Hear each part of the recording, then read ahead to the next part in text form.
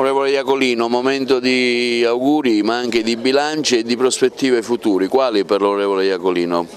Innanzitutto gli auguri di buon Natale e di buone feste a tutti quanti, quelli che oggi sono qua presenti in misura copiosa e tanti amici presenti, a coloro i quali vedono con interesse il vostro apprezzato telegiornale. Nello stesso tempo abbiamo ritenuto di prevedere un movimento, si chiama Libero Pensiero, Pensiero Libero, che ha un obiettivo ben preciso, quello di consolidare un gruppo dirigente formato da imprenditori, commercianti, da professionisti che hanno l'intendimento reale di dare un apporto concreto in prospettiva non soltanto elettorale, per dare un beneficio reale alla nostra comunità: infrastrutture, sanità, modelli organizzativi sul piano burocratico più agili e più snelli per garantire ai cittadini maggiori servizi. I partiti fin qui hanno mostrato grandi difficoltà, noi vogliamo dare un contributo reale. Sin dalle prossime elezioni europee il gruppo solido e responsabile darà un apporto reale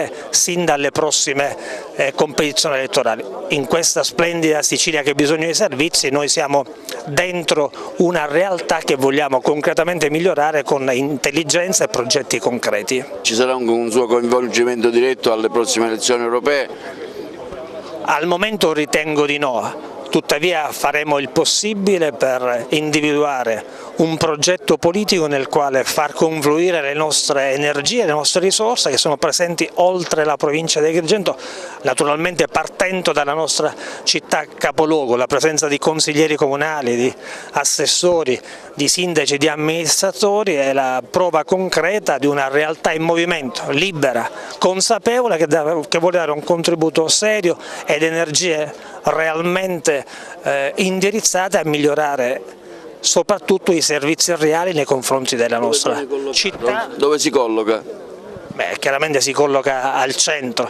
Questa è una realtà fatta da persone giudiziose che si ispirano al buonsenso, alla ragionevolezza e alla moderazione. Detto questo, noi siamo disponibili evidentemente a fornire una collaborazione reale, nel presupposto che l'obiettivo concreto sia realizzare nei confronti della Sicilia e dei cittadini siciliani quello di cui questa realtà ha bisogno.